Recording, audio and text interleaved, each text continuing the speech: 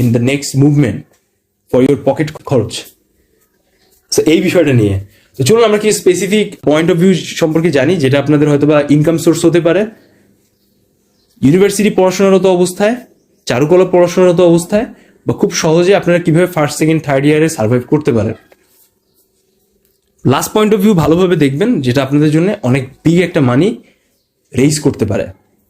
ওকে, সবার আগে আমি আমার ক্যাম্পাস লাইফ থেকে শুরু করে আমি যখন ক্যাম্পাস পড়তাম তখন আমি কিছু পার্টিকুলার বিষয়ের সাথে ইনভলভ ছিলাম যেগুলো আমাকে দারুণভাবে সাপোর্ট করে আমার নেক্সট মুভমেন্টে। সো চারুকলায় পড়াশোনারত অবস্থায় আসলে ফার্স্ট ইয়ারে সবাই যেটা করে অ্যাডমিশনে স্টুডেন্ট পড়ানো বা বিভিন্ন ছোট বড় স্টুডেন্ট পড়ানো, যেটাকে আমরা ইন জেনারেল ট্র্যাডিশনাল বাংলাদেশের টিউশনই বলে থাকি। আপনারা যে লোকেশনেই পড়াশোনা করেন না কেন সেই লোকেশনে আসলে কোথায় কোচিং সেন্টার বা এই রিলেটেড বিষয় আছে সবার আগে আপনারা ওইখান থেকে শুরু করতে পারেন। দেন আপনি যখন ওই লোকেশন সম্পর্কে ফার্স্ট ইয়ারে একটু ভালো জেনে গেলেন তখন কিন্তু আপনি ওই কোচিং সেন্টারে যদি নাও পড়ান দেন আপনি কিন্তু নিজের থেকে টিউশনি পেতে পারেন, আর সবাই কারণ আপনাকে চিনতেছে। অনেক সময় যেটা হয় যে সোশ্যাল মিডিয়ায় আমরা যদি একটা ভালো কানেক্টিভিটি তৈরি করতে পারি দেন আপনাদেরকে হয়তো অনেকে নক দিতে পারে টিউশনের জন্য। But tuition is the best source for you, কারণ এখানে কম টাইম কনজিউম, 1 থেকে 1.5 ঘন্টা সময় দেওয়া লাগে। সেকেন্ড যে ইম্পর্টেন্ট ব্যাপারটা হচ্ছে যে স্টুডিও বেস প্র্যাকটিস।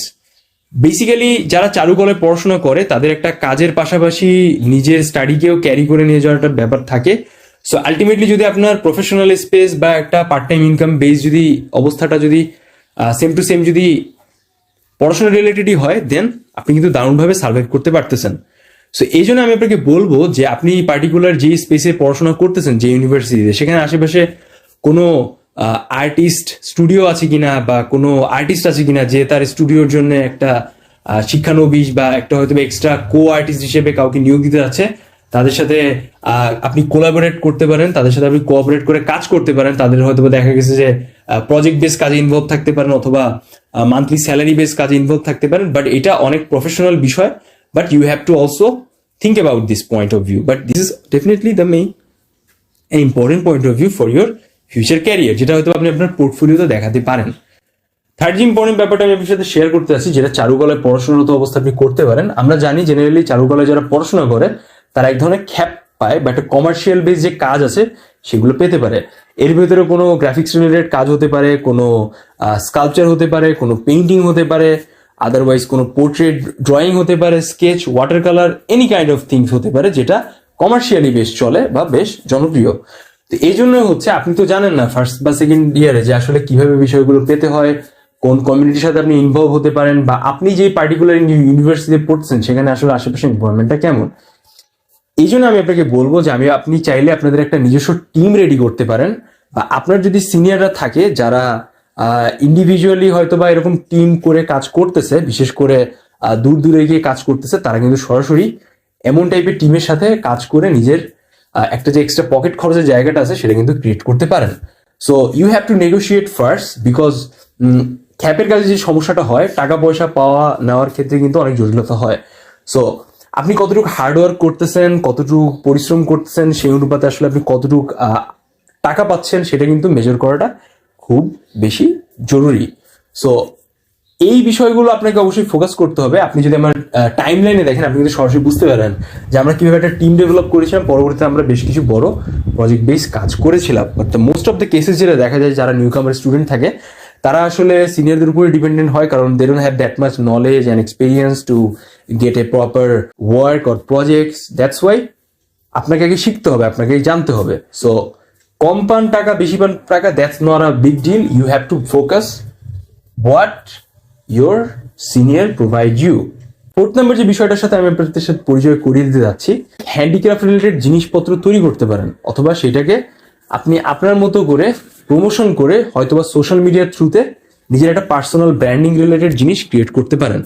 বেসিক্যালি যারা চারুকলায় পড়াশোনা করে মোস্ট অফ দ্য কেসেস কিন্তু অনেক ক্ষেত্রে আমরা এই বিষয়টা সবার ভেতরে দেখে থাকি, অনেকে কিন্তু এই বিষয়গুলো করে।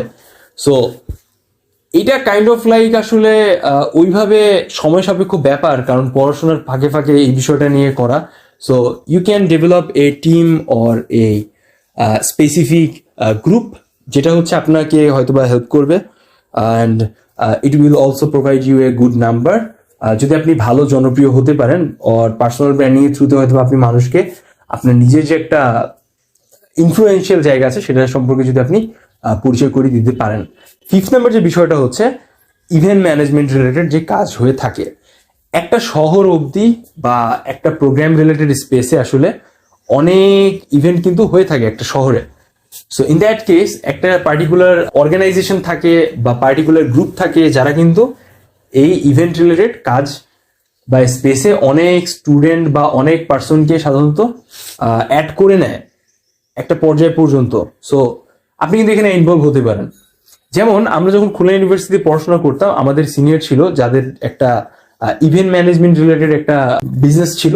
সো আমরা অনেকেই সেখানে টুকটাক কাজ করেছি।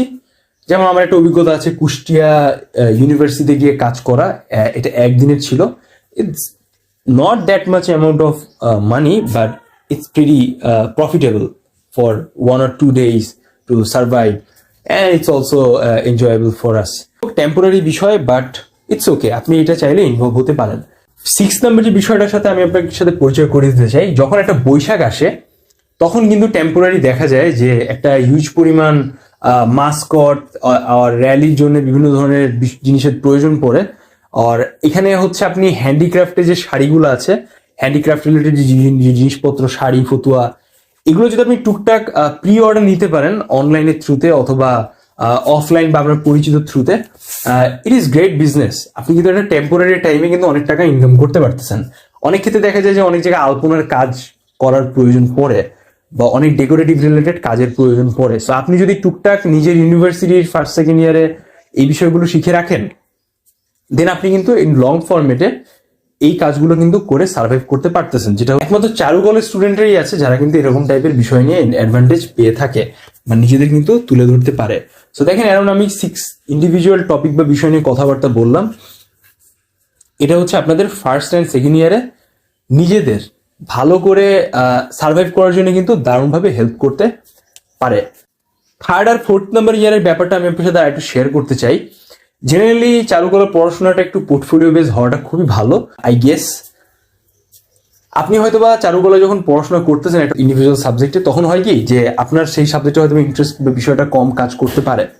সো দ্যাটস ওয়াই আপনাকে এটাও ভাবতে হবে যে আপনি 3rd, 4th ইয়ারে নিজের পোর্টফোলিওটাকে কিভাবে সাজাবেন। That will help you after graduation degree to achieve your post graduation degree. So এটা কিভাবে হয়, ব্যাপারটা খুব সিম্পল। সাপোজ আপনি ফটোগ্রাফির উপর পড়াশোনা করতে যাচ্ছেন for higher education, for higher স্টাডিজের জন্য, আপনি এই রিলেটেড পোর্টফোলিও বানাতে পারেন।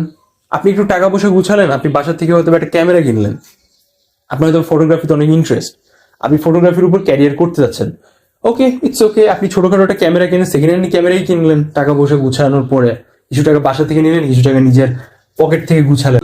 ওয়েডিং ফটোগ্রাফি করতে পারেন, আপনি ওয়েডিং ফটোগ্রাফি রিলেটেড স্পেসের বাইরেও কাজ করতে পারেন। ফর এক্সাম্পল, মনে করেন যে আপনি নিজের স্কিলটাকে বাড়ানোর জন্য আপনি কোনো ফটোগ্রাফি কমিউনিটির সাথে ইনভলভ আছেন, তারা টুকটাক কম্পিটিশন করতেছে, বা এখন তো সবার হাতেই স্মার্টফোন থাকে, খুবই ভালো কোয়ালিটির ক্যামেরা থাকে। সো আপনি অবশ্যই হচ্ছে কম্পিটিশন অ্যাটেন্ড করতে পারেন, যেখানে স্মার্টফোনের ক্যামেরার থ্রুতে মাঝে মাঝে আপনি এখানে দেখা গেল একটা ভালো প্রাইজ মানিও পেয়ে যাচ্ছেন, সেটা হয়তো আপনাকে লং ফরমেশন অনেক হেল্প বা সাপোর্ট করবে।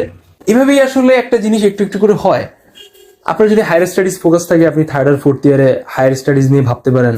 আপনি যদি এটা ভাবেন মনে মনে যে আমি হয়তো বা BCS বা সরকারি জবের জন্য ট্রাই করবো, then you will follow our channel to get proper guideline. আপনি টিচিং প্রফেশনে যেতে চাচ্ছেন, oh it's okay, you will go in teaching profession. So এই জন্য আসলে যেগুলো বিষয় দরকার সেগুলো একটু আগে থেকে রিসার্চ করে নিন। আপনার এই বিষয়টা 100% স্বয়ংসিদ্ধ হওয়া লাগবে যে আপনার ব্রেড অ্যান্ড বাটার এক্স্যাক্টলি কি হবে।